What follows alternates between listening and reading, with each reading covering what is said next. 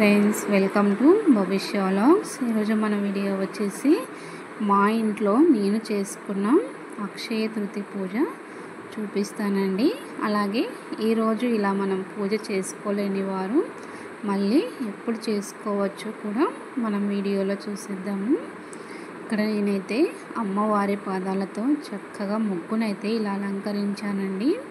ఈ ముగ్గు ఎలా ఉందో ప్లీజ్ కామెంట్ చేయండి. అలాగే మన ఛానల్ని ఎవరైనా ఫస్ట్ టైం చూస్తున్నట్లయితే ప్లీజ్ సబ్స్క్రైబ్ చేసుకోండి. ఇక్కడ మనకు అక్షయ తృతీయ అంటేనే చాలామందికి బంగారం కొనాలన్నదే గుర్తొస్తుంది. అలాగే అక్షయ పాత్ర కూడా ఇక్కడ చూసారు కదా. పూజలకైతే వెళ్ళిపోదాము. ఇక్కడ చూసారా స్వామి అమ్మవార్లు అయితే ఎలా చక్కగా కనిపిస్తున్నారో. స్వామివారికి ఎంతో ఇష్టమైన తులసి మాలనైతే సమర్పించాను. ఇక అమ్మవారిని కూడా ఇలా మాలతో అలంకరించుకున్నాను. అలాగే మల్లె పువ్వులు ఇలా నాకు తోచిన విధంగా నేనైతే ఇలా పూజనైతే చేసుకున్నానండి. అలాగే అక్షయ పాత్రను కూడా పూజలో అమర్చుకున్నాను.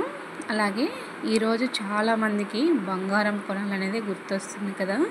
అలా చాలామందికి వీలు కాదు కాబట్టి ఇలా మన దగ్గర ఉన్న బంగారాన్ని పసుపు నీటిలో కడుక్కొని ఇలా అమ్మవారికి వేసుకొని పూజనైతే చేసుకోవచ్చు.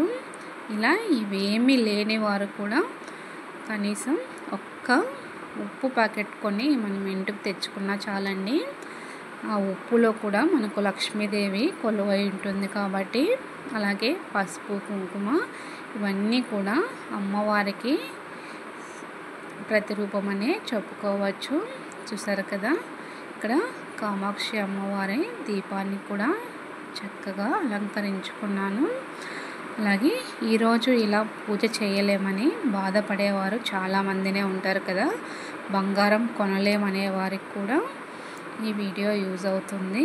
మనము ఇలా ఈరోజు చెయ్యకపోయినా సరే ఏదైనా శుక్రవారం రోజున ఇలా అక్షయ పాత్రని అలాగే కలశానికి ఇలా బంగారాన్ని వేసి అలంకరించుకోవచ్చు.